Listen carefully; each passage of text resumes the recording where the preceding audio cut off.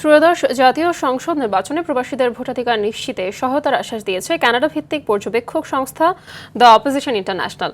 বিকেলে নির্বাচন ভবনে প্রধান নির্বাচন কমিশনার এম নাসির উদ্দিনের সঙ্গে বৈঠকের পর একথা জানালেন সংস্থাটির প্রতিনিধি ডক্টর ওয়েন লাইপার্ট। এ সময় কানাডিয়ান সংস্থার পক্ষে সংস্থার আন্তর্জাতিক মানবাধিকার কর্মী ও আলোকচিত্রী ডক্টর শহীদুল আলম বলেন, প্রবাসীদের মধ্যে ব্যাপক আগ্রহ রয়েছে নতুন বাংলাদেশ গঠনের অংশীদার হওয়ার ও ভোট দেয়ার। প্রধান উপদেষ্টাও চান রেমিটেন্স যোদ্ধারা যেন ভোট দেওয়ার সুযোগ পায়।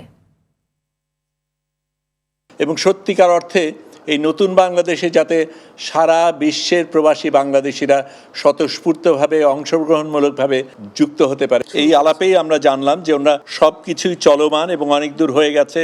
ওনারা 40টা দেশে পৌঁছতে চাচ্ছেন এবং অনেকগুলি সেন্টার ইতিমধ্যে হয়ে গেছে।